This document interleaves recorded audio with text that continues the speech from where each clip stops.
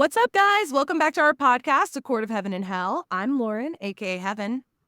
And I'm Ellie. I'm also known as Hell. And if you don't already know, we are a book podcast that focuses on different romantasy series and novels. We are currently covering A Court of Wings and Ruin by Sarah J. Maas. And today we will be continuing our coverage with chapters 28 through 35. The episode structure always includes starting off with plot summaries, and then we have discussions about characters, foreshadowing, themes, world building before we get into any of our theories and Maasverse connections. To recap some of the things that we spoke about last week, we covered Elain's strange behavior, tension in the inner circle, sibling rivalry between Eris and Lucien, as well as the Bone Carver and his sibling. And then we talked about the Ouroboros mirror. That being said, I want to go ahead and give you guys a major spoiler warning right now. We are fully diving in, so we may need to speak about the other books in the ACOTAR series. If you have read all 5 books in the ACOTAR series, you are safe to watch this video. If not, come back and join us later, and then I'll give another spoiler warning towards the end when we start to discuss our theories and Maasverse connections. Please see our show notes for content and trigger warnings. We are an explicit podcast for adults. Check out our past episodes where we have deep dive into the rest of the Sarah J. Maas universe and other popular romantasy novels. Lastly, take some time to rate and review us, or if you're watching this video on YouTube, make sure to like and subscribe and let us know your thoughts in the comments. And now let's get into Wings and Ruin. Period. All right, guys. Starting off with chapter 28, emotionally drained from the events of last week, Feyre heads to the training ring with Cassian. She tells him she wants to train hard as a way to deal with the stress, and he obliges. Afterwards, she continues her flight training with Az, who seems to be on edge and not willing to talk. Thoroughly exhausted after her time with them, she heads back to the house to find Moore sitting in the dining room. She apologizes to her, but Moore tells her she understands why everyone made the decisions they did. She was just caught off guard. She shares with Feyre that they have begun to receive their answers from the High Lords. Helion is more than in, and Callias and Thesan are in with condition. The other 3 courts' positions remain unknown. The healer Madja comes to check on Elain. Other than her needing to eat and get out of the house, she seems fine physically, but she cannot enter her mind to assess her mental health. She says the best option they have to sense what's going on is entrusting Lucien. Nesta is apprehensive, but Feyre makes the decision as High Lady, and Lucien agrees. In chapter 29, Elain and Lucien sit in silence, having tea, while Moore and Feyre not so stealthily keep watch, and Nesta and Amren train in the next room. Things seem to be going fine, if not awkwardly, until Elain reacts to Lucien tugging on their bond. He immediately apologizes, but the action spooked Elain. Nesta storms in to protect her and take her outside, but not before she spouts off another vague prophecy. Asking Lucien what happened, he says he felt something, but it wasn't what they were hoping for. His eyes move to the responses from the High Lords, and he guesses they agreed, but finding a meeting place will prove difficult. Confirming that he's right and asking if he has any suggestions, he tells them to bring him a map. Back training with Az, Feyre is struggling and ready to give up on the idea of flying with the legions until Asriel shares the story of Nephelle with her.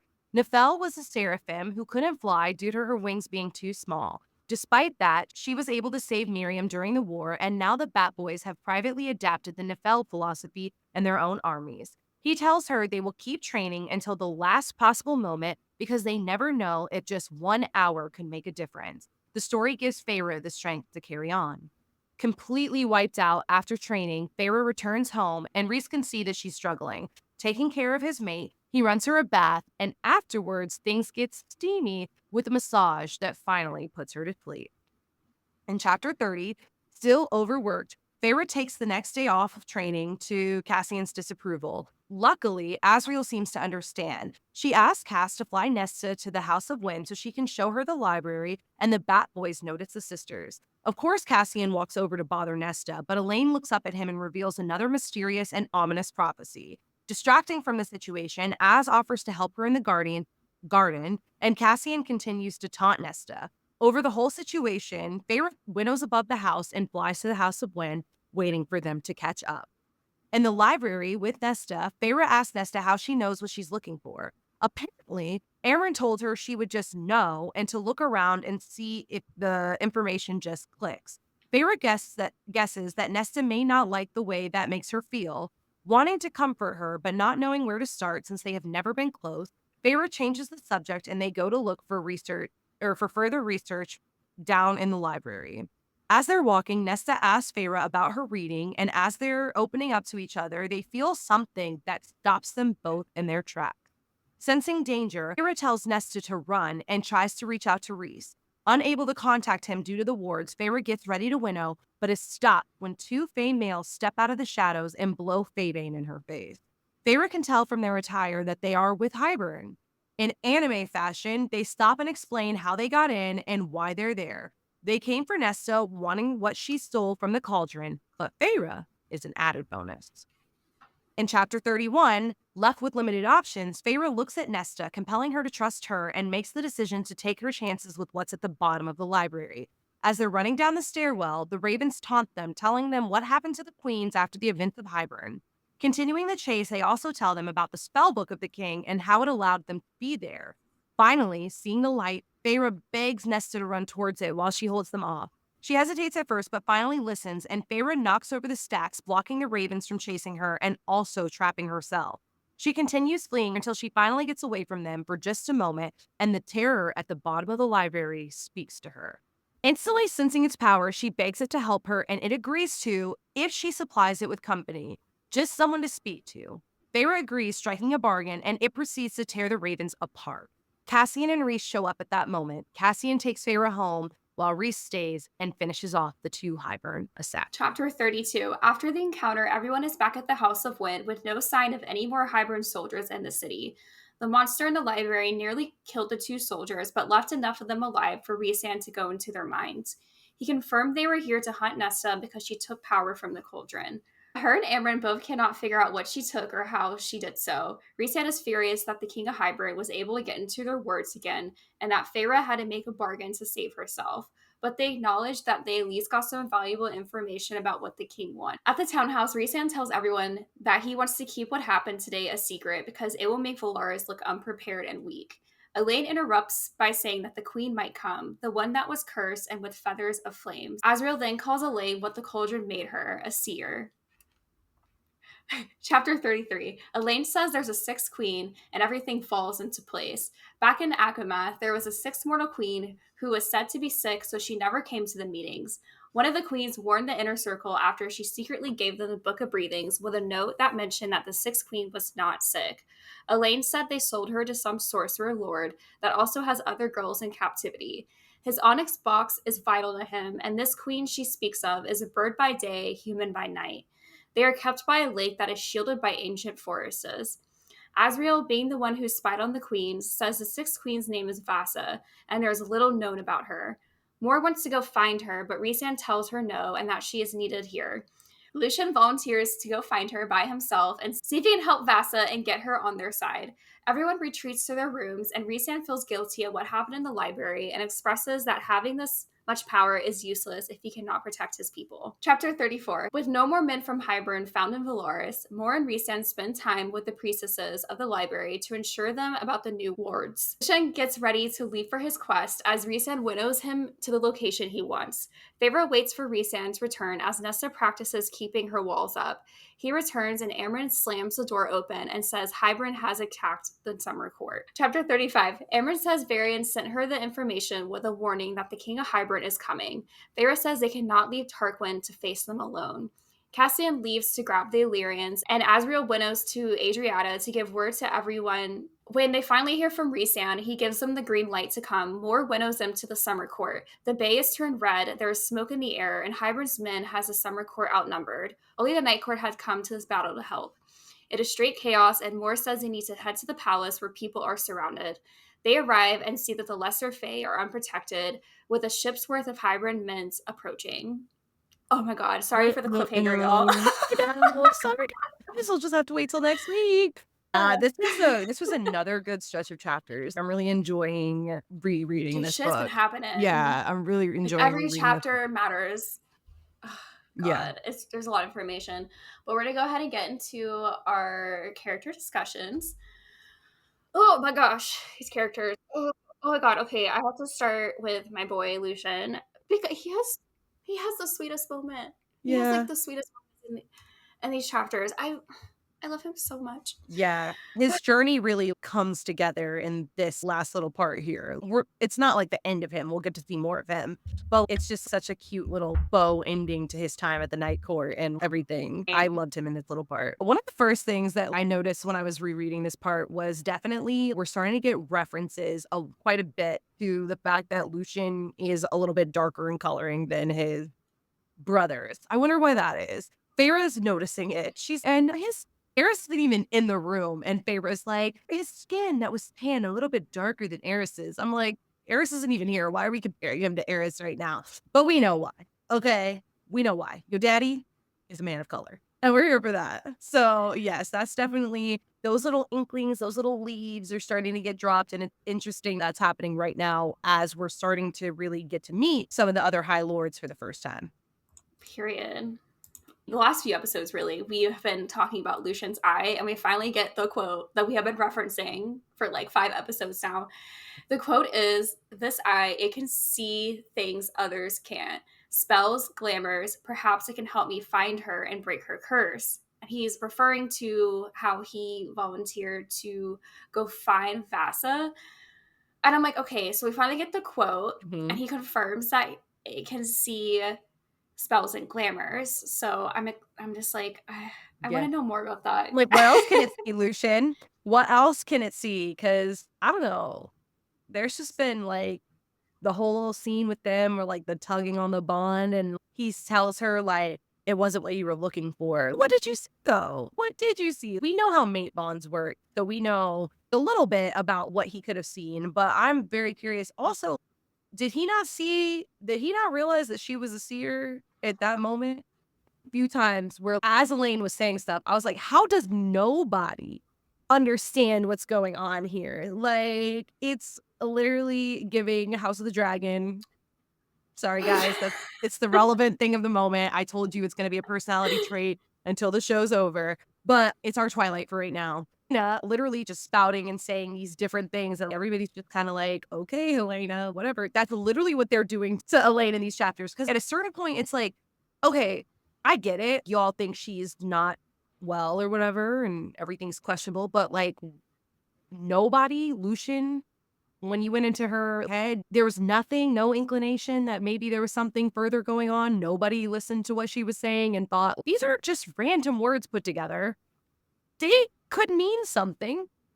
I don't know. But yeah, at this point, because we're not talking about Elaine yet, Lucien specifically, I'm like, your eye doesn't see anything about Elaine? When you went into her head and tugged on the mating bonds, you didn't see anything about Elaine? Or is he just keeping it close to his chest because of their bond and how things are between them right now? He doesn't really feel comfortable. He doesn't want to like betray her trust. Maybe he does know and he just, I don't know. But that was interesting to me. I just thought about this because I'm like, this makes sense. Okay, so I'm not one of those people that doesn't think that Elaine and Lucian are actual mates. Like, I'm not for, oh, she's actually made it to Tamlin because he saw that. I don't know, like the whole like I theory of know. like people being like, well, Lucian like threw himself in because like he didn't want Elaine to have to deal with Tamlin. Okay, I really don't see that theory Yeah. being plausible. So I'm totally on board that they actually are mates. Don't know if they're gonna end up together, but I'm thinking because like I know we talked about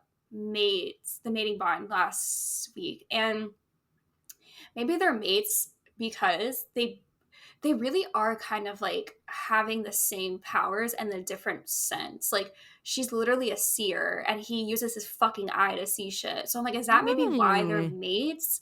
Because they're kind of equal in that aspect. And I don't know. I mean, Maybe.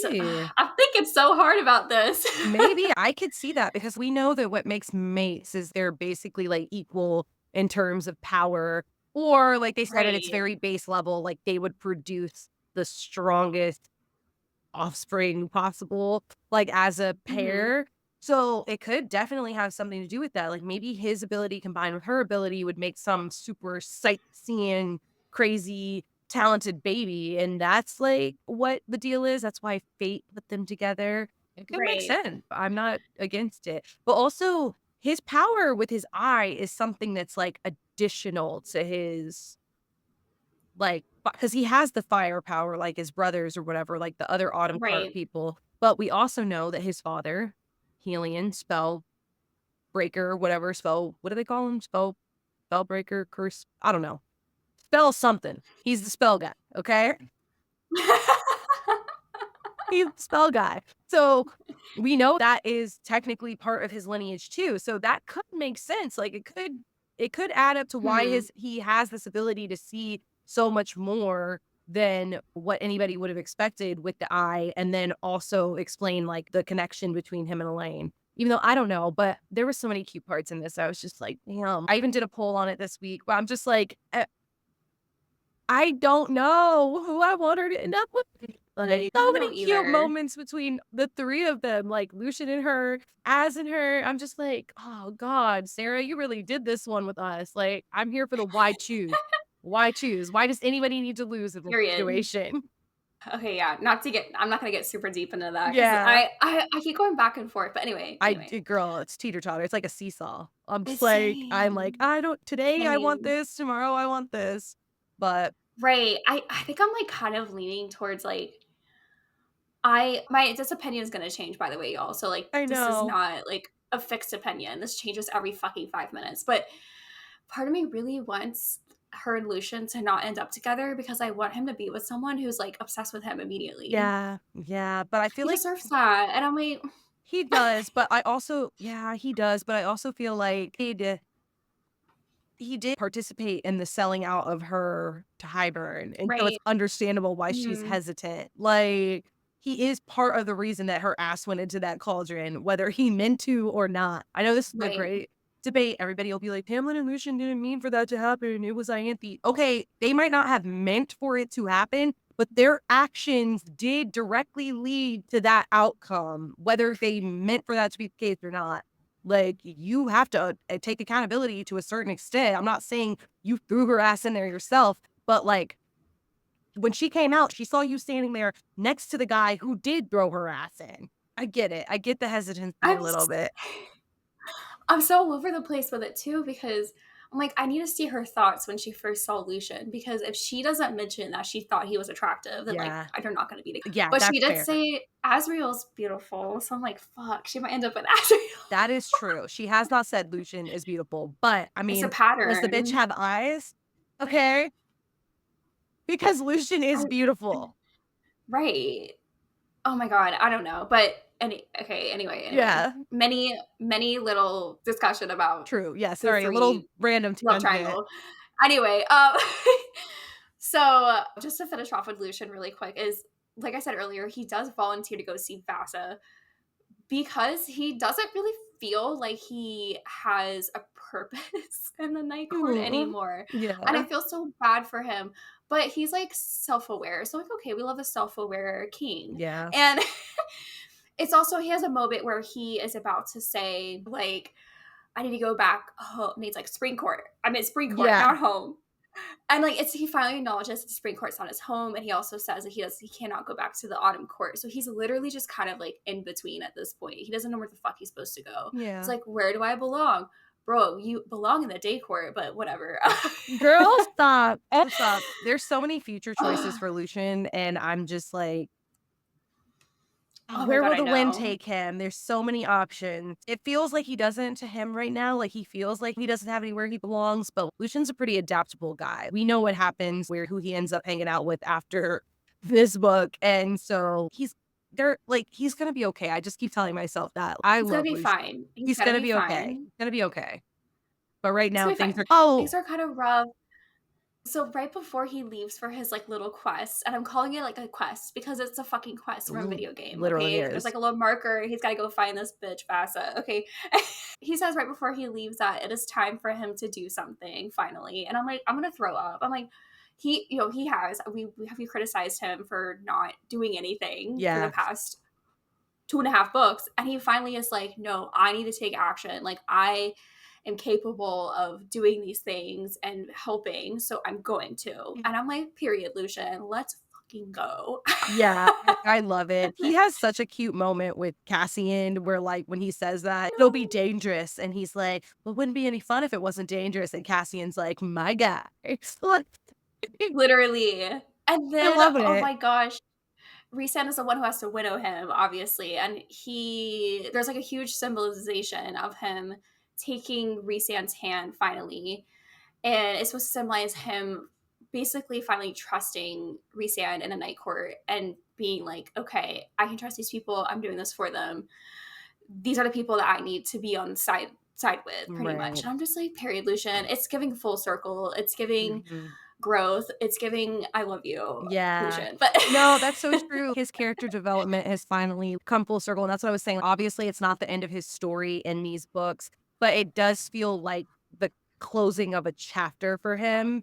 Finally, just like from where we started in the first book, where he hated Rhysand, like he hated him, and he was right, so up Tamlin's ass, to like where we are now, where he's really grown on his own outside of Tamlin. He's acknowledged that the Night Court isn't this heinous place like he always believed it to be. And he's finally taking responsibility of his own life and moving on from his trauma, moving on from some of the things that he's had a hand in. And he's doing this to help them. And like you said, it's full circle. It's giving character development. And then I don't know what's gonna happen going on from here with him and his girl, but I did the last little moment between them where he's talking to Feyre and and she notices that he's staring past her, and she turns around to see Elain, and then she turns back and Lucien looks somewhere else, and then he finally goes on his way, and right as he's about to, Elain takes one step forward, but then he's gone, and I'm just like, "Oh my god, what does this mean for them?" I think, I like I hate said, it. if anything, I feel like, though, that is a testament to the fact that they are mate. I believe that, like you were saying earlier, if anything, I think she will choose to reject the mating bond, but I believe that they're mate. I don't think that there's any case 100%. in where she's mated to somebody else. And I feel like that's just like a little nod to that, because even though she doesn't even want there to be a connection there, or she seems like she's not interested, she's still pulled to him just a little bit, like that step as he's getting ready to leave to go after him, but obviously he goes, without her, and I'm just like, "Oh, and he bows to her? Oh my god, I can't." Like, why are they actually so cute? I can't. Well, I hope they work out, but I mean, I have to prepare myself for the fact that if they don't, I'll be okay. I so love Asriel, so I want him to be happy too. Same. I'm like, how can everybody be happy in this situation? I feel like she did give us a little bit of that by introducing Gwen to the scenario. That Right. might be It the just made little bit everything of worse. redemption, but yeah, for right now, shit is a little bit worse. Yeah. I don't Anyway, yeah, I just need her book, please. Can we have her fucking book? So speaking of Asriel, he's always been this like very shy, like in the corner, like literally in the corner, like just staring at you kind of vibes, which like I'm kind of into. But anyway, he's starting to talk more. Like even Feyre literally is like, I've never heard him say a long sentence like that before. Yeah, no, seriously. um, and he just like has moments. Honestly, kind of similar to Elaine, but not as, wacky. But like he'll just randomly like just say information that's really important, and everyone's just like, oh, okay. Yeah. Yeah, he's definitely coming out of his shell a bit, at least around Feyre. He probably has always been this person around the rest of the Night Court. And we know that Az is a very assessing, very like got his eye out, always watching, always trying to get as much information as he can. And we're seeing here that now that he's spending more time with Feyre, he's opening up with her finally and letting her in a little bit more. And we get these moments of like him trying to be funny, but it's just awkward. Was that a joke? And Feyre's like, he's super serious, but that's also his sense of humor is like to just be dry and sarcastic to the point where you're almost like, Oh my god, I love that. I was that love. funny? No, me too. I'm Oh my very god, sarcastic person. I've always been a Cassian girly, but like Azriel's really grown on me. Yeah. Oh, the girlies love Asriel. Anytime we do any kind of Bat Boy poll or like questionnaire or whatever, Hmm. Asriel almost always comes on top. Except for, I will say, when we did that poll for Elaine, Lucien, or Lucien, Asriel, or why choose, Asriel actually got the least amount of votes. Lucien was second, and then why choose was the Really? most. Yeah, that was shocking to me because I feel like a lot of times Asriel win. So it must just be people like reading into that specific situation and feeling like maybe Lucien would be the better choice for her. But I did think that was really interesting. Hmm. Anyways, we do a lot of polls and shit over on our social media, guys. So follow us over there if you want to participate in stuff like that. But with that said, yeah, Asriel just, I don't know. And then he has these super sweet moments. Like after she's just worn out from training, she's taken her body to the edge. She can't fucking do anymore. Cassian comes knocking and he's, what the hell are you doing? We need to be training. And Azriel just brings her a salve for her sore muscles and is like, it's okay for you to take the day off. Here's some medicine for you. And I'm like, oh my God, Azriel's actually a secret little sweetheart on the inside. I love him. We knew that, but this is I like where love we're really him. starting to get that moment. And we're seeing that he really actually cares about Feyre, even though he's been a little bit more reserved. Everybody always talks about the Cassian Feyre friendship, but here, like, Mhm. we are getting that little sense of like, oh, Azriel really does care about her too. And we know that next week we're going to get one of my favorite lines in all of the books. So that's coming. And this is just showing he does care about her just as much. Yeah. It took me a minute, and I'm like, "What line?" I'm like, Mhm. "Oh, okay." Yeah, my boy is about to spout off at the mouth or anybody that has anything to say about his Thai lady. So, like, we're here for it. But this kind of sets that up and just shows that there is like that little bit of friendship between them. It's different than her friendship with Cassian, but it's still there and he still does care. And then also, obviously, like I was saying earlier, Azriel is so observant compared to everybody else. He's definitely the one who immediately clocks Elaine being a seer. And Feyre contributes that. So, oh, maybe he just gets her because he has similar powers, hear how he hears things, how she sees things. And I'm just like, no, the rest of you guys are just like dumb. Sorry, I would love to give Azriel that credit, but the rest of y'all are just ignoring what's right in front of your face. Right. That should have been a little obvious before Azriel was like, she's a seer. Feyre was literally in the library talking about, oh my God, the Raven? One white haired, one black haired. This is what Elaine was talking about. And it's like, you still didn't put 3 and 3 together and say she's okay, but whatever. I digress. And then touching on the fact that Elaine is having these visions and to continue that conversation about her, we get so much more confirmation about everything that we were talking about last week in regards to her in this stretch of chapters. She's got more prophecies for your ass. They officially call her what she is, which is a seer. We had this really big conversation last week. You guys, if you have watched the episode, you'll know what I'm talking about. If you haven't, check it out. But we talked about why Rhysand would not have already tried to go into Elaine's Mhm. mind or Feyre too. But with Feyre, we thought maybe she just doesn't want to cross that boundary with her sister. But we were like, Rhys is much less likely to care about that. What are the chances that he hasn't gone in her mind? And so we find out here, if he did try to go into her mind, he probably got yeeted out real fucking quick because this bitch has like a straight up like Magneto helmet on and nobody can fucking touch her ass. Oh my gosh. Elaine is like the freaking Professor X, like, of the series. Kind of, yeah. A little bit. Just because, like, I don't know. But anyway, sorry. No, I mean, she's more of who can see the Oh future. no, Kitty Pryor. She's There Kitty you go, Pryor. there you Kitty go. Pryor is the one that can see into like the fucking future and Yeah, shit like that. Anyway, sorry y'all. like, she's like, "Sorry, Xavier, no access here. You're not getting in here. Nobody can get in here." Madja tries to go in there, hmm, gets but we don't know what he sees. I'm guessing that Rhys has tried and failed, and Mhm. then we know that Feyre hasn't tried, but the healer straight up tells her, like, "I wouldn't if I were you." So That would make me want to even more. yeah, no, I know, literally, she's Why? I'm kidding. I mean, I wouldn't do that because I'm big on consent. But yeah, like, it's like, oh, you can't do that. You're kind of just like, what a why not? yeah, Like, what's what gonna a happen? yeah, I think it's pretty much a case of fuck around and find out. I don't know what Elaine would do if you go into her mind, but just know that, like, Be she's scary. protected. Yeah, exactly. So, I don't know, yeah, I got questions about Elaine, man, but don't we all? But don't we all? Period.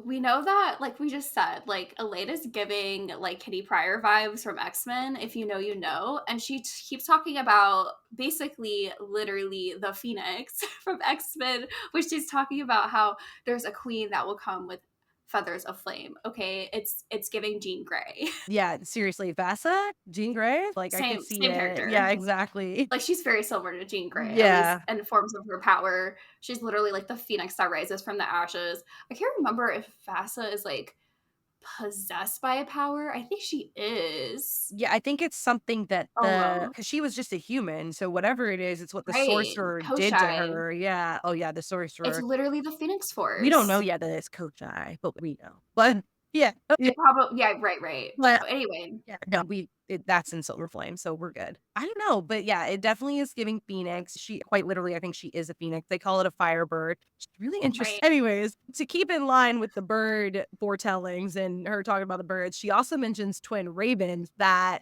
she prophesizes. She says twin ravens are coming, one white and one black. This one turns around pretty quickly, and I'm sure Nesta and everybody else was wishing that they had listened to her when she said that shit, because two people from Highburn, two assassins, literally show up and they announce themselves as the Ravens. One has black hair and one has white hair. Okay, this is what I mean by if Feyre wasn't already like this bitch is seeing the future, I don't know what to tell them. Feyre should have clocked it before Azriel was like, she's a seer. Yeah, no shit. She quite literally is predicting things that are happening like seconds later. Yeah, just keep your eye out. Obviously, as we're rereading, I'm sure this is not the last prophecy that Elaine's going to drop on us, but at least now they know when she's talking. We get one more pretty kind of vague but big prophecy in this stretch of chapters we'll talk about in just a little bit. But they're all listening to her now.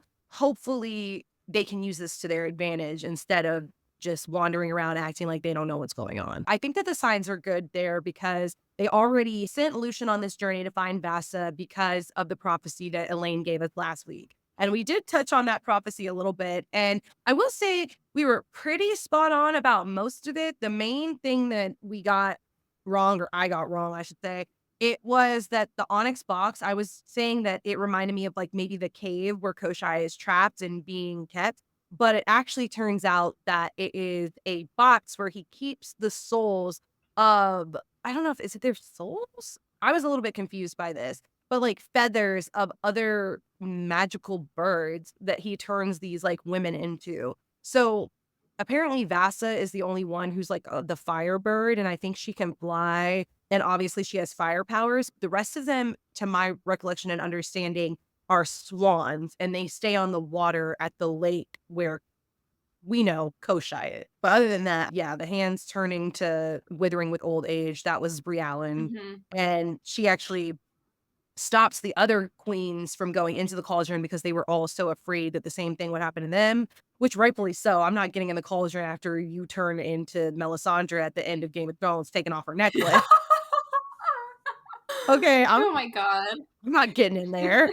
And see, that's fair. And then, yeah, the Firebird, obviously, Vassa. Now, Lucian's on a quest, and that kind of completes our Elaine Lucien storyline of this week. But finishing off with Elaine, someone who's super protective of her is Nesta. She is literally like her guard dog. I don't know how to describe it. Have you ever seen those like those TikToks of like me walking around like the city feeling safe with my guard dog? That's Elaine and Yeah, Nesta. But that's actually real. just she gives scary dog privileges. So there's a little bit that happens with Nesta in this chapter. The biggest thing that we learn really is that from the twin ravens that came and tried to attack her and Feyre in the library, is they tell them that they're hunting Nesta for the king because he needs the power back that she took from the cauldron, and the queens want revenge because now they're ugly as fuck because of her. Because they He look was old as always shit because she ugly. period. So the one thing though that we do learn, I don't even know if we learn this too much in Silver Flames. Like it's kind of described, but like not to the point where I am satisfied with this answer being fully fleshed out. But Nessa and Amren are trying to figure out how the fuck she actually took the power from the cauldron. Hmm. And again, I said this last week, there's so many questions for me about the cauldron's actual power. And Nessa's like, I don't know how the fuck I did that. She's like from her POV and these chapters, she was just like, I don't know, I was fucking angry, so I just took shit because it's gonna try to take from me, so I'm taking from it. Yeah. No, literally. I don't know. I just did it. It was hard. Period. And even Amber doesn't know like how the fuck she did that. I don't know. Yeah. There's the cauldron. Oh, it bothers me so much. But Definitely questions. yeah, I don't know. So since I'm speaking about like the whole library scene, really quick, I had to throw in this stuff about Cassian because obviously Cassian and Rhysand are the ones who come and save Feyre and Nesta, but it was a huge problem because the twins blew Faebane on them, so Feyre wasn't able to shout for Rhysand down the bond. But Rhysand explains that he found out what was happening in the library because Clotho sent a distress signal, pretty much. There's like some bell. Cassian got there first, and Nesta was already like kind of out of like the scene, but she was still like in the pit because Feyre told her like, well, go, like go, whatever. And she tells him just 2 words, Feyre and Hybern. She is spooked as shit, or spooky bitch is like, hell no.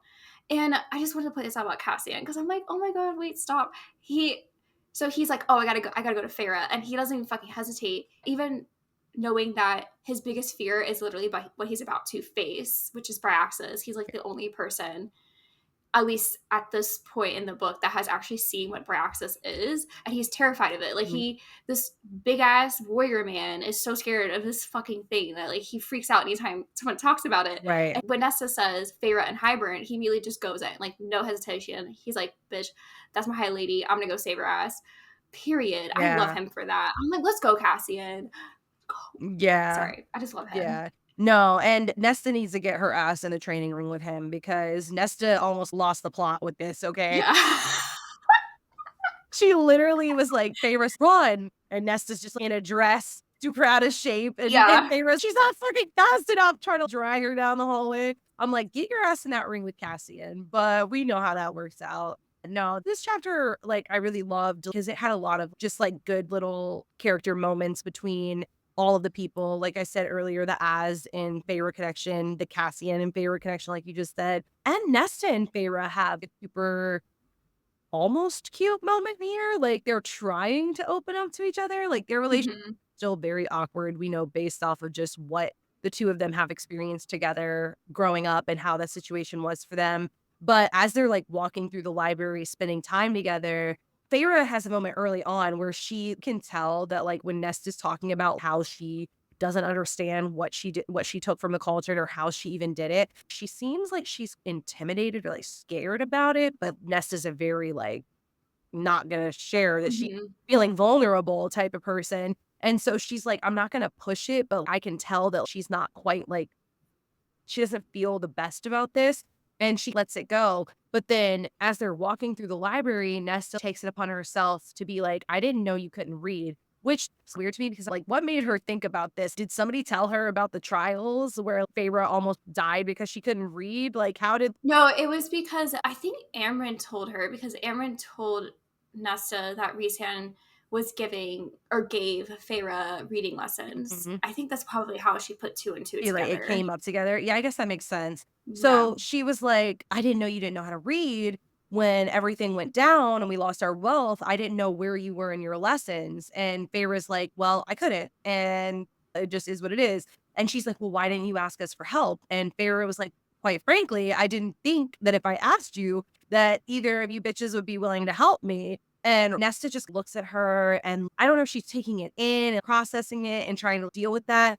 And Feyre can see that she's kind of processing that and she turns a little bit cold after Feyre responds like that. And so Feyre just straight up asks her, she's like, why do you push everybody away other than Elain? And Nesta's about to answer her until these 2 pricks walk in and fucking ruin the situation. Like we're about to get such a cute sister moment that maybe could have brought their bonding together a little bit sooner until these 2 assholes had to interrupt it. But I will say it does just go ahead and give you that little inclination that like we're already seeing here that like Nesta doesn't hate Feyre. There's a miscommunication here. There is a trauma on both of their behalves that is like affecting their relationship. I will always stand by the fact that Nesta did wrong by Feyre and that she needs to take accountability for that. But this is like the first little like edge into that where I can see like Nesta at least trying to like get closer to Feyre, see where her thoughts are, ask her like why she didn't open up to them or lean on her a little bit more. And I feel like that is part of why Nesta did push her away because Feyre acted like in a way that she didn't really need her, which is saying something because Feyre also probably felt like she couldn't go to her sister for that. So it's just really interesting seeing both of their perspectives and getting that little deeper dive into their relationship and their sister bond and like knowing where it's going to go from here. I'm pretty sure it is in this conversation that Feyre says something along the lines of like, I don't know how to start giving affection to my sisters. And Yeah. I'm like, oh my God, I feel that so hard. You know, when you've been around someone for so long and you're just like, should I be more affectionate? There's also, like, a little bit of a power struggle between the 2 of them, though, because a little bit earlier on, like, very early on in this stretch of chapters, Nesta does not want Lucien to go into Elaine's mind, and Feyre is like, "Shut up." Literally, Nesta's, like, snapping at Moore and snapping at her, and every time they say something, she's like, "No, no," and Feyre finally is just like, "Be quiet. This is Oh what we're yeah, I remember doing. that. This is what we're doing.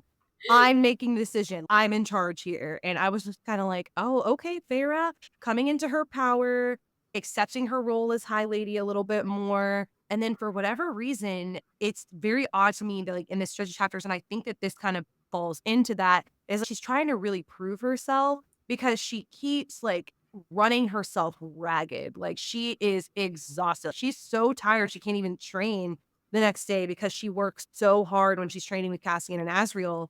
And I'm just like, is that because she's trying to prove herself? Like, why is she pushing herself this much? It does make sense that they were saying every little bit of training matters, but I don't know. It's just like really interesting to me. And I'm like, you can't push yourself too hard because then when shit goes down and you're getting chased by 2 dudes to the library and you can barely run because you're so fucking exhausted, your body hurts so much, that's probably not going to work out for you. So I hope that she comes to find that balance here in the next few chapters. But other than that, yeah, Feyre is just growing, acclimating to her role as High Lady, to the one being in charge. And I liked getting to see her step up and take a little bit more initiative. And even she does the same thing with Rhys. Rhys comes in hot, like when he comes back from killing the ravens and he's freaking out a little bit. And she's like, "You need to calm down, dude. You need to calm the fuck down." And he does. And so I'm like, okay, good. I'm happy to see her finally standing up for herself, finding her voice. I think that's good for her. Period. So yeah, when Rhys comes back from like the whole thing and he's raging and Feyre tells him to calm down, we get a little bit further into it and we just see Rhys for the first time in a very long time, just filled with rage. I don't even know if we've ever seen him like this. He just shows up and even though Bryaxis has literally already pretty much shredded these fucking dudes, Rhys comes in and just tears them apart even more, kills them. He comes back to the townhouse, like blood all over his hands. He didn't even shield his hands, again, getting dirty because he wanted the reminder.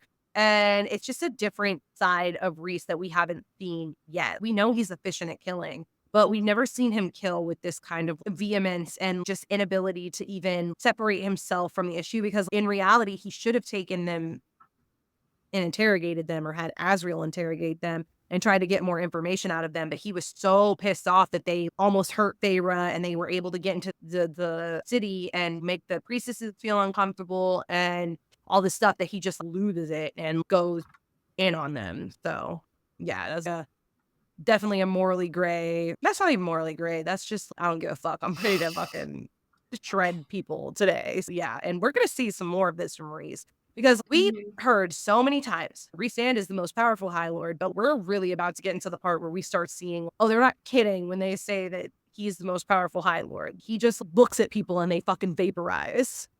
It's like it's insane. Certainly.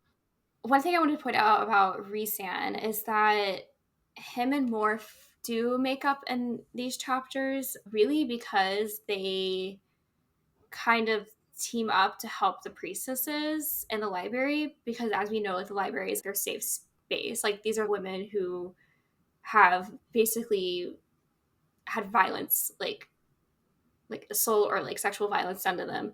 So like their safe space and like they're the ones who are supposed to say who's allowed in and who's not. And these 2 ravens, I'm assuming they're men. They're probably men. But they when they went to the library, the priestess that opened the door, they went into her mind and made it, which I guess that means they're fucking Daimani too. But anyway, Yeah. so they basically made her let them in, and that right there is like such a violation of consent still. So they had to kind of like do a little bit of I guess, like, backtracking Yeah. almost in a way. They had to do some, like, backtracking in a way where they had to go to the library together. They volunteered to do this too. We know that Moore obviously has a connection to the priestesses. Rhysand is the one who gave them the library and put most of them in there. Mhm. So they're trying to just go there, comfort them, and let them know, like, hey, like, we're gonna have these new wards up.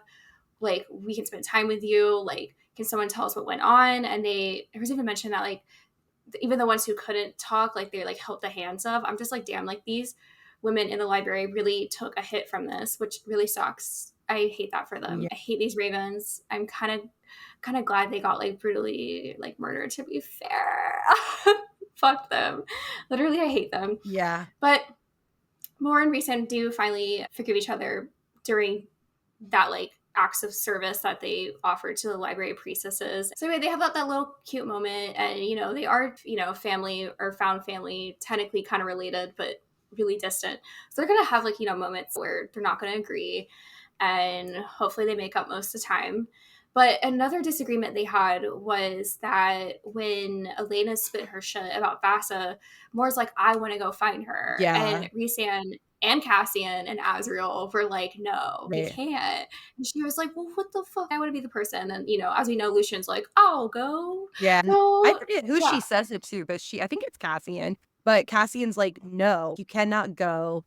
I need you here on the battlefield. And she's like, you're not in charge of Hmm. me. You don't tell me what to do because technically Right. Moore is higher in the rank than Cassian. Hmm. And Rhysand has to step up and be like, I am in charge of you and you're not Right. going. And I think that's just another like little dig. We've been talking about it, like this tension in the inner circle. Things are not quite going the way that everybody wants them to. Everybody's not quite on the same page that we would want them to be. And it also is just like these little Hmm. things that are setting up for why I could see more being the one to end up like kind of effing them over in the end because they really are being like, Kind of, girly, yeah, they're pop, not. don't matter what you want. We're going to do this our way. And they are excluding her from a lot of things. And she's literally supposed to be third in charge. Amren's supposed to be the only one Hmm. higher than her, other than Rhysand, who's the literal king. And so it's like, I don't know. I see it a little bit here. Too. Yeah, and it's also really interesting because I just kept thinking, like, does she wanna go to the human land so bad because she wants to go see some of her own girly pops from back in the day, even though, like, they wouldn't be there. Everybody doesn't know this at this point, but we know Moore has had some relationship with some of these human women in the past, and so I'm like, is she trying to go scope out the situation and see what has come of, like, where she used to be? Because we know she used to spend a lot of time with the human queens and, like, that realm and stuff, so that's why she knows so much about it when they bring up idea and everything else. Yeah, but Cassian really checks her in that moment and is like, I need you here. You're a warrior, and we need every single warrior we can get on our side. And it is a good thing that she ends up staying because in the next part, she comes like she's needed. And it shows that again, they're right. It's just unfortunate that they have to keep going about it the way that they do and like putting her on the outside because I feel like that's what they're doing, even if it's not intentional. But other than that, Cassian has some really cute moments in this portion of chapters. There's this one little moment where I was just like, oh my God, it's giving Nyx's uncle. Cannot wait to see Cassian in his role. It's also giving high school jock, but that's okay. He is very, like, emotionally aware of others, like, anytime Feyre comes to the training ring and she's stressed out or whatever, he's, like, on it. He can sense what she needs and push her. But then at the same time, when she, like, "I can't come to training today," he's like, "What the hell are you doing?" And that's not emotional. I think that's just more like him and his physical thing, like, you should push through it, but it's, "Okay, bro, this is what I need today. Yesterday, I needed you to kick my ass. Today, I need to take a break." But this specific moment I was talking about with Nyx that is so cute is, like, Rhysand I can't okay, so it happens when, like, Elain is in the living room with Lucien and Nesta and Feyre are sitting at the window trying to pretend like they don't know what's going on over there, even though they're keyed in listening to every word, and Rhysand and Cassian come back from training, and they try to come into the house, Feyre's like, you can't come in here right now. Shit's already awkward enough. And Cassian wanders away from Rhys at this point, and he's over there by the city gates, and he's talking to these kids, and he's got his wings out, and they're all looking at him, and they're like, whoa, whoa, what are your wings? And Cassian's just hanging out with them and showing off and playing with them. And I was like, oh my God. He's so cute. Why are these bat boys just like the sweetest fucking things ever? After we spent so much time with the assholes in the spring court, I'm just like, oh my God, these guys are like on such a different level. And I love the little moments that we get like that.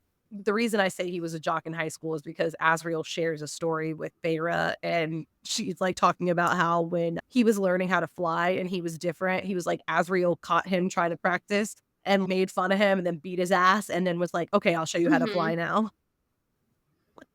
It's Period. giving high school jock hazing sports team vibes, which I mean, some of those people end up being closest friends like ever in life. And that's obviously what happened here. But I just thought that was so funny. He's like, yeah, he showed me how to fly, but only after he made fun of me and beat me up. And to finish off our character discussions really quick, we haven't talked about Amren yet because Amren was kind of, a little bit more to the sidelines in these chapters. She does have her moment where she comes in and says that she got word from the summer court they attacked. They're going to come attack us. Like, oh shit. Mm-hmm. But we also, we talked about this so many episodes, y'all. We had like a whole episode where like the theory portion was about like what we think Amren is. And I'll just put it in like the show notes for y'all if you want to look at it.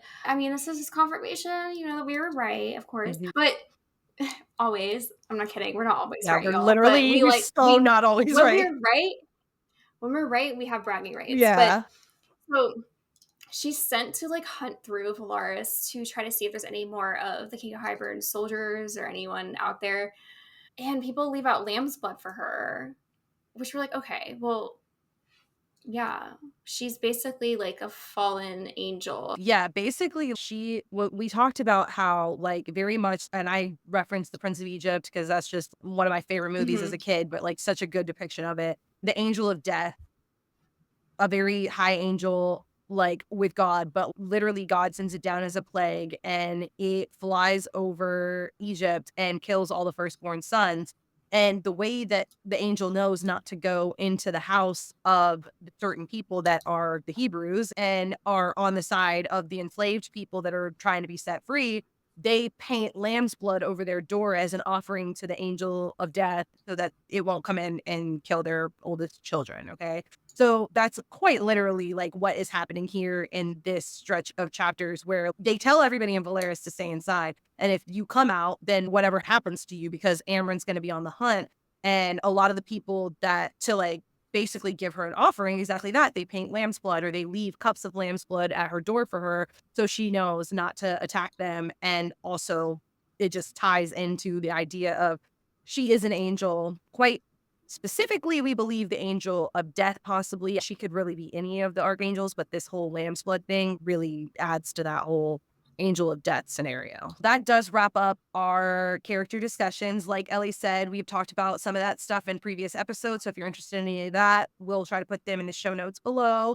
And then moving on to foreshadowing, world building, that kind of situation. I want to start off by just mentioning that I think I said it earlier, but Helion is like really taking I guess getting introduced in this part of the book. I feel like we've heard about Helion before, but this is the first time we're getting any kind of like correspondence from him. And it's a letter that he sends basically being like he'd be down for whatever with Feyre and Rhysand. And we know what ends up happening with him and more. And so I just think that's so funny that this is our introduction to him. And also with what we know about him being Lucian's dad, this guy is like fucking hilarious. Helion might be one of my favorite of the High Lords, honestly. I'm trying to think of, I do love Tarquin, but like where Tarquin is like super serious and like thoughtful, Helion's like just a good Hmm. time. He's like a party guy. Even when he shows up in Silver Flames, that's the vibe I get from him. So yeah, it's just funny. This is our first introduction to him, but there will be a lot more to come. I see what Lucian's mama was thinking when she had her eyes on him. I would Period. definitely take his ass over Baron. Okay, and then this is something that is so funny to me because I feel like this is not the first time that this has been brought up, but I need to know what you see when Feyre or anybody else is, I made a vulgar gesture. It's the way I hate when she says this, but I just think of it like flicking That's off. so funny because in my mind, there's no way that flipping people off was like a thing in the Middle Ages or wherever the time period this is supposed to be based Yeah, off of. So I'm like thinking to myself, that's why she says vulgar gesture and not flipping them off because that's like such a modern right. thing. But then all I can picture is Romeo and Juliet I don't know if you ever read it, but it's like a very famous, "Do you bite your thumb at me?" And he's, "I don't bite my thumb at you, but I do bite my thumb," or whatever. And it's just like back in the day, they used to bite their thumbs at people to lick them off. And for some Fuck. reason, every time I read this, that's what I picture. Or I picture like the whole like up yours, like gesture. And I'm just like in my mind as I'm reading this, I'm just seeing Feyre and Nesta in the window. I'm picturing this like an anime. I don't know why, but like they're in the window and like Rhysand and Cassian walk up and they're talking to each other, but they can't hear each other. So like Feyre's just in there. Mhm. And I'm like, this bitch is like, is she sticking her tongue out at him? I feel like when she sticks her tongues out at them, she says, "I stuck my tongue out at him." Oh, hey, I'm the biggest hater of this vulgar gesture when she says, "I stuck my tongue out at him." I'm like, are we in middle school? Like, who does that? I I don't hate it. know. It is so reused. Every time I read vulgar gesture, it was like twice in these chapters. Yeah. I'm just like, girl, can we find a different way? I wanna know what they did. I need more details. Like I said, are they like, or is she in the window? "Fuck you, Rhysand." Is That's what I'm she up imagining. yours? Is she, if she's biting her thumb at them? I can't. The visuals are just, like, so hilarious to me. I can't. But anyways, I don't know why that popped in my head. I've been watching a lot of anime recently. Thanks, Meg Thee Stallion. She's got me back on my anime shit. That's how I pictured that whole scene. It's just one of those anime scenes where they do their crazy faces and make, like, gestures at each other. Because anime will have a certain animation style where they're going through and it's serious and it's all serious, and then there'll be like a stupid funny moment and they'll change the animation style and it'll go, Right. and they'll do some ridiculous shit. And that's literally what I was picturing when this happened with I the totally Feyre. can see Oh, that. I don't know why, but it was just like so funny to me. In Sailor Moon, like when everything's all serious and then like her Right. eyes get big and her face gets fat and she's like doing the like the faces, like it's giving that vibe. Anyway, So, really quick, we learn a little bit more about the Ouroboros mirror, and it's mentioned again that the Weaver was the only one who was able to look into a mirror and take it without going mad or turning away in terror. But then there's like a little quote. It says, quote, "Perhaps whatever evil lurked in her had tainted the mirror too." Keep that in mind, y'all. Also, it said that well known philosophers obsess over the mirror, only knowing that once a dark queen has possessed it. We do know that is the Weaver. She used it to spy on the world with it and to hunt down girls to keep her young. It's literally giving Snow White. Like, no, it is. It's definitely giving Evil Queen from Snow White, Mirror on the Wall, but also that spied on the world with it really got me thinking. I had this one highlighted before you put it in the notes. Pay attention to that. It's so interesting to me. What was like she was spying on the world with it. Okay. And used it to hunt down other girls to keep her young. Like you said, that part is literally giving Snow White. I swear, I know if you guys have seen the remake, the Snow White and the Huntsman movies with Charlize Theron, that's quite literally like how she uses the mirror. And it's just so funny to me. It's okay. Okay. I see all the inspiration here from all the different, we got Beauty and the Beast. Now we got Snow White. And then a big thing that we get to touch on in this chapter, or not even touch on, but like we get to learn about. This is the first time we get a name for the type of fae that Draken is. And he is what's called a seraphim. The seraphim are basically like counterparts to the Illyrians, I would say. They're winged like the Illyrians, but their wings have feathers instead of the bat type wings. They're like bird wings, basically, or angel wings, if you will. Their political structure is a little bit different, and they do allow women to not only train, but also hold positions of power. So women are esteemed in the Seraphim versus we know with the Illyrians, they're not only not allowed to be in positions of power, but they're also stopped from training and their wings actually get clipped to prevent them from flying and taking power themselves. And then also all of them are gifted with wind and air magic, which I thought was really interesting. I don't know if that has anything to do with anything, but it is very interesting that that's part of their race, if you will, that they already have wind and air magic, all of them on different levels, I would say. But yeah, and that comes into play in a big way in our story that we get of Nephelle. This is just a really interesting story that Asriel tells Feyre to get her motivated to continue training, to really push herself and to not give up just because she feels like the training's not working or going the way that she wants it to. Nephel's story is so interesting, but it also gives you a lot of perspective on Miriam's story. And when I tell you, I don't know how I forgot this, but the story of Miriam is quite literally like the same as the story of Moses, at least towards the last part. Obviously, we know that she was like a slave and she escaped. And then she wanders the desert for years with her people, but then they're running from their enemies, right? Okay. And they're going to escape. They run all the way through the desert and they run into the sea. Obviously, they can't cross the sea because it's going to take them forever to fly or whatever. And they're not sure if they can make the journey. So the forces of the Seraphim that are with her that have the magic, because it's Draken's people and Miriam's people. So I guess it's like a mix of their story. This is literally the parting of the Red Sea, guys. He literally uses wind magic to part the sea so all of the slaves and all the escape people can run through it. And then as they're getting ready to go, the enemy comes in at the last minute. It's giving Ramses, and then Miriam's there fighting, and they have to bring the sea down to stop the enemies from falling them. So they order the sea down, but Miriam can't get through the sea fast enough. So this girl, Nephelle, shows up. She saves her and she flies her to safety. The thing is that makes the story inspiring or whatnot is that Nephelle shouldn't have been able to fly. She was actually prevented from joining the aerial legions, even though she tried out, because though she has wings, they were considered small, and the right one was actually malformed in a way. So it wasn't like completely normal. And if she was able to fly, she wasn't able to carry the weight of the shield. So nobody understands how she not only flew for as long as she did that day and got Miriam to safety, but she also carried Miriam, who weighed way more than the shield. And they had to go through a pass where none of the other seraphim could fly through because their wings were too big and her wings just happened to be smaller. So she was able to get through the pass, whereas nobody else would have been able to do that. And so that is the story of Nephelle. But yeah, definitely giving Moses parting the Red Sea, wandering through the desert, saving the people, the enslaved people. And I don't know if that's going to tie to anything, but I was like, the hell? I was like, as I was reading it, I was like, how do I not remember this literal like allusion to this story in the Bible, the story of Exodus or whatnot? Yeah, that was really interesting and really funny. But that story matters. Nephelle is alive and well. She ended up marrying her partner after that, and they are honored amongst their people. And I think she's held in a position of power now.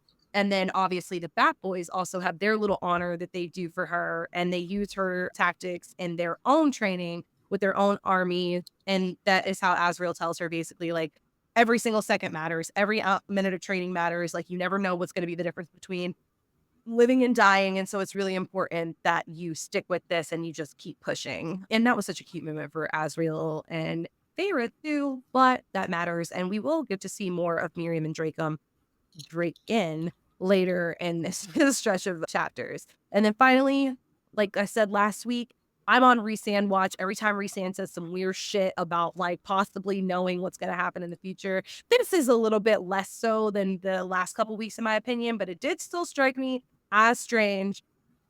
A situation where like you could say this to your partner just to comfort them, even though you don't know what's going to happen. You would still like want to be like comforting in any way, so you could say this. But Pharaoh says to him, I wish I had days to spend with you like this, just me and you. And Rhysand responds with, we will. He kissed my hair. We will. What do you know, Rhysand?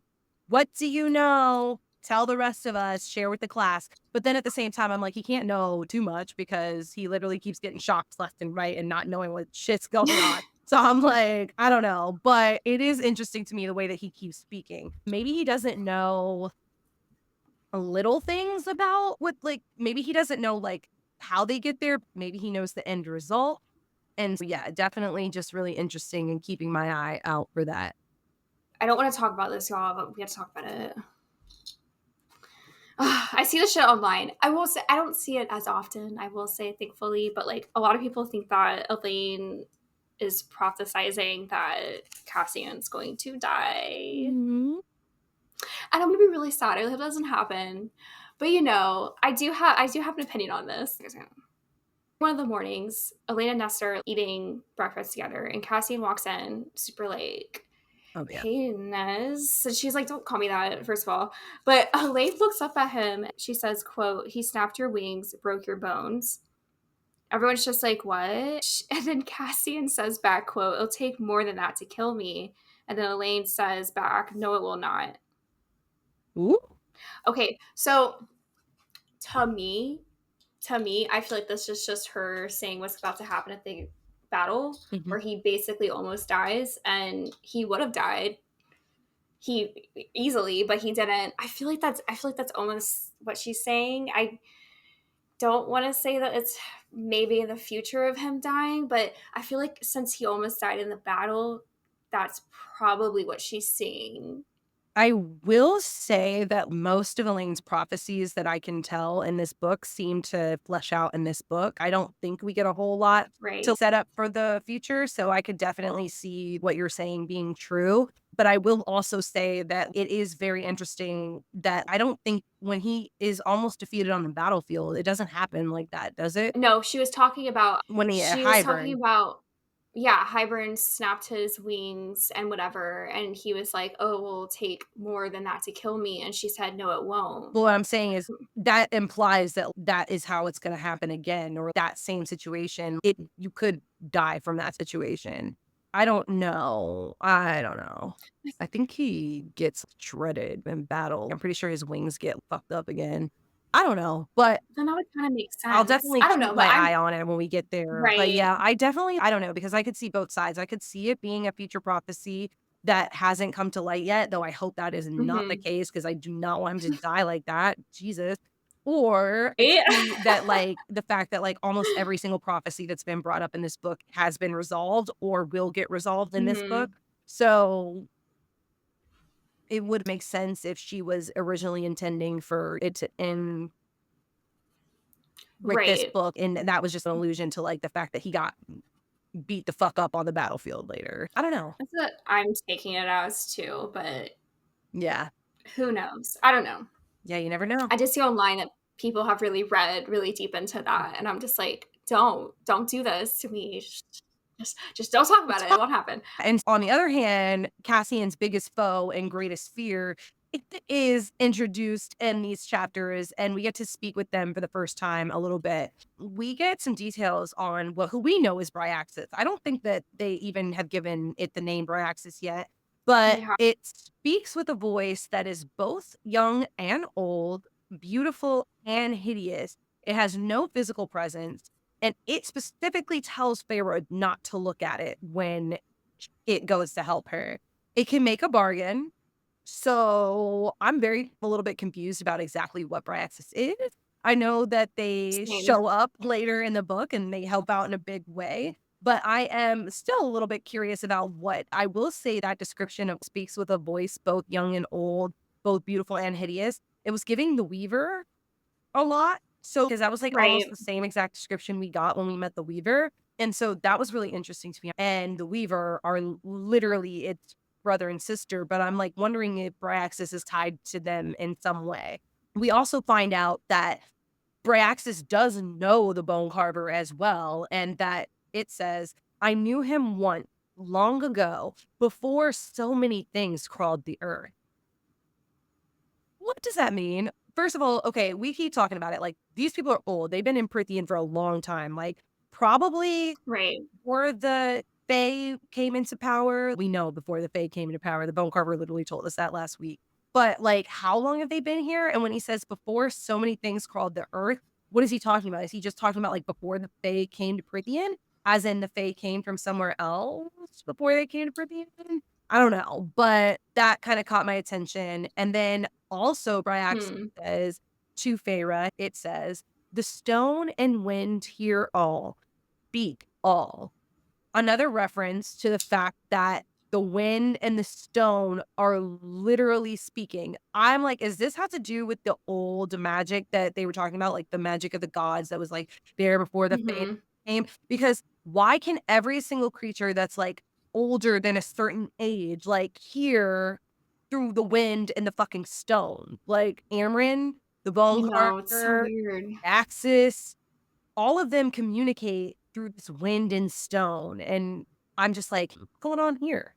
I have so many questions about the sun and wind. I keep picking up on it. I feel like it's gonna matter at some point, but it literally always happens in like the weirdest locations too. Like happens at the prison. It happens where Bryaxis is. Does that mean something? I don't know. Maybe we'll talk about it later. But yeah, because I do have a feeling that it means something and that all of these places that it does happen are tied to very specific Right. things. Keep your eye out for that. It's very intriguing. Specifically the characters who say it, the characters who can do it, and where Mhm. it's happening. We do learn of a new location called Scythia, okay? Very randomly thrown in. It is on the map in the book, okay? I had to look. The second I saw it, I went, huh? And I looked. And I'm like, okay, it's down there. But it's on the eastern continent of the human realm side. Okay, so it's a human realm. It seems to be almost like a capital, but it is said that it is smallest amongst the realm. However, it is very lush with trade in arms. And Moore also says that, like, she is familiar with it and she remembers that the people there are like horse people. Like, they use horses all the time. And that's why she was like, I want to go there because I want to see if like we can use their horses because that's going to help us in battle, Mhm. you know? So anyway, that's just like, I'm like, there's so many places that she keeps mentioning we haven't been to yet. Yeah, it Oh my seems like God. Moore is the most well-traveled of everybody. She, like, gets down in other Yeah. places. I feel like nobody else in this series, at least, really leaves Prithian with the exception of Rhysand and Asriel when they go to spy, like, on the Human Queen, but they don't really Right. talk about anybody else leaving Prithian like Moore does. This probably doesn't mean anything, but I was like, okay. I was really excited about seeing this. So Elaine's doing her little seer shit, spitting out facts, and says, quote, do you know why the other queens cursed her, sold her to him? And then Elaine says, quote, no, that is all mist and shadow. And I'm like, shut up. That would be the best title ever for her book. Mist and Shadow. And I do know they are done Mist and Fury, but Yeah, like Mist and Shadow would literally make so much sense. yeah, It has to have shadow in it. I would put money on it that it's going to have shadow in it. yeah. But Mist and Shadow would be so I good. do like that. I And just don't can't. know if I don't know if they'd even let her do that. Maybe. Last thing I want to say super quick is about Lucian. I'm kind of wondering if this is like maybe foreshadowing, okay? Because like there is the question of like, oh, is like Lucian with Vassa and Durian now? You know, Mhm. is it foreshadowing that potentially when he goes and he's like, I'll go and find her? Like, Yeah. it could be. It could be foreshadowing that maybe he's going to end up with them. Which Mhm. I mean, I wouldn't hate, but He I don't know. does end I up just with them, so it technically is. it's not like confirmed. I don't think, but we all know they're all together. Well, but they're staying together at the very least. They're like the gang of misfits or whatever they Right. call themselves. They Right. definitely are like to get even if they're not romantically involved with each other, they are together in some sense of the words. Yeah, I don't know, but very definitely could be. That could have just been her plan for him was for him if he says it right after he announces that he has no home, nowhere else to go, and then he goes to find Mhm. her, and then the 3 of them end up together, so it makes sense, but yeah, I could see that. It does. I'm just trying to see all these little things that we're getting fed, like little niblets, and Little is niblet. this gonna matter? All right, guys, that is the end of our foreshadowing world building. If you guys have anything you want to add, let us know in the comments below. And now we are going to go ahead and move on to our theories and Maasverse connections. So I'm going to go ahead and give you that spoiler warning I told you about. Thank you for staying with us so far. If you have not read all of the books in the Sarah J. Maas universe, including the newest release, House of Flame and Shadow, this is your warning that you want to go ahead and bow out now and join us in next week's episode. We will be talking about events that happen in all of the books across the Maasverse starting now. So we touched on the Ouroboros mirror last week, but this week I'm going to really be insane about it. So the Ouroboros mirror, I will say it has gotten some shit online from readers because people are kind of like, she goes and gets this mirror for the bone carver, and he's just kind of like, I actually don't even need it. It's never really mentioned again, and people are just like, what the fuck? But he does say that he asked her to go get it to see if she actually would and was able to. Mhm. But I think we might see it again. I'm pretty sure she gives the mirror to the bone carver. We could assume that it's still in the prison, Mhm. just kind of hanging out there. It's gonna pop back up. So one of the biggest theories is that the Ouroboros mirror is also a witch mirror. And from Throne of Glass, we know about witch mirrors, but not to an extensive understanding. We know that they are created by powerful witches, but they have various uses. A mirror could have a completely different use compared to another mirror. And the mirrors that we do have in Throne of Glass is a memory mirror, and there's also a power mirror. It's just a question of who made this mirror. You know, I'm curious about that, especially knowing that the Weaver wants to use it. I mean, it would make fucking sense if it comes from Throne of Glass, especially if we think the Weaver is a Vault princess. She really has to be. Yeah, it's like canon at this point for me. She quite literally has to be. Nothing else makes sense. Yeah, man. I don't know. I could see that. I did a lot of research on the Ouroboros, right? And so the Ouroboros in Greek literally means tail devourer. And we know that this mirror is described as what an Ouroboros is. It's literally just like a snake eating itself. It's in so many different mythologies and cultures. It's all over the fucking place. From what we know from the mirror in ACOTAR is that the bone carver says it shows you yourself, and people go insane or they run away in fear. Okay, so we could assume that tail devourer means your own fear is what can devour you, a full circle, you know? And it made me think of this quote from the book Dune. And I only know this. I haven't read these books, y'all, but one of my friends has this tattoo across his chest and he's obsessed with it. But the quote is, fear is a mind killer. Like really, literally meaning like devouring oneself. It's just interesting to me. There's something there with you being your greatest enemy and fear in a way. Mhm. And that's what the mirror shows Feyre is her true self, which is this beast. She doesn't get scared Mhm. of it. I'm wondering about that too because I wonder if that has something to do with the fact that she knew that going into it, like, it was going to show her worst self, but then I was like, everybody who looks into that mirror probably knows that. So why is Right. Feyre this great exception? Gotta be more people than that who just accept who they really are. This is just like info dumping, y'all, from different world things. But like I said, in a lot of other cultures and stuff, it's basically a symbol of life and death. And since Sarah J. Maas seems to pull a lot from Norse mythology, I'm assuming she's talking about the Ouroboros from Norse mythology. We talk so much about like her like Nordic mythology elements and themes in her books. She really tends to pull from that and Greek mythology the most. But so a little bit about the Ouroboros in Norse mythology is that it's encircled of a serpent named Jormungandr. This is where I'm gonna get a little like woohooey, but like stay with me. So my theory number 2, it has to be a portal. Literally, it's a portal.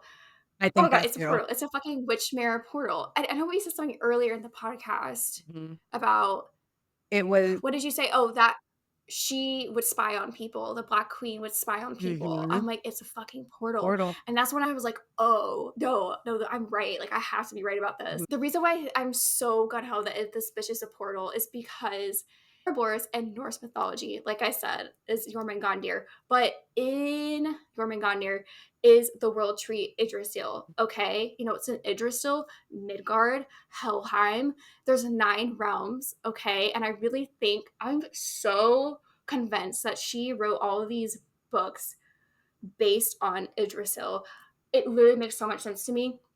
Like the different realms, there's realms of the high elves Mhm. in Norse mythology, which could be the high fae, which could be Throne of Glass. It Mhm. just makes fucking sense. The Yggdrasil tree is made out of ash in Norse mythology. Ooh, okay. That's not a fucking coincidence. That's gotta mean Yeah. something. Why is it that ash is the only thing that can keep a fae from healing itself? And maybe the gods, like we theorized, who made this tree are not on their side. My mind also went to Kingdom of Ash and that being, like, the ending of Throne of Right. Glass, like, leading up into ACOTAR and whatnot, especially if any of our timeline theories from early on were right. If y'all have never seen the Yggdrasil world tree, it's what you think. It's like it's a tree and there's like the different realms. They're not it's a circle. It's like a chart, a diagram almost, if you will. So this person on Reddit, I did find this thread. It is under the username Nanche. They point out that in Crescent City, when Bryce opens a gate to a different world, it says, quote, she fell slowly and without in and sideways, not a plunge down, but a yank across. That shit makes fucking sense if this is the Yggdrasil because it's not just a circle. It's like these places are existing next to each other. If she's like yanked across, that shit makes fucking sense to me. Okay. Oh, Also, didn't oh my Aelin go god. across too? Like when she fell through world? I don't think it I down. honestly I don't remember exactly, but all of it is basically pointing, in my opinion, that this is a witch mirror, probably from Throne of Glass, that is really a portal, and potentially Sarah Maas got inspiration from the Idrisil, and we're gonna find out that the realms are similar to that, where they like coexist Yeah. in a way. It's so hard to explain, y'all. It's so hard. I did so much research. I even have more shit. I opened Kingdom of Ash and it was literally on this quote that I'm looking for. So I must have been looking at it. I was like, I Oh my literally god. opened it and it Okay. was on that, but it was just like she was falling and being thrown. The word gate sealed behind her, and yet she was not home. As it closed, all worlds overlapped. And she now fell Mhm. through them. I don't know if that is, That shit makes sense to but it me. says she slammed through them faster than a shooting star, faster than light. And for some reason, when I picture that, I picture a shooting star across the sky, not like plunging Right. down. It says all worlds of light, the way home, and all of that. And then it says she plunged through world after world too fast, tumbling and flipping through them one by one. She plummeted.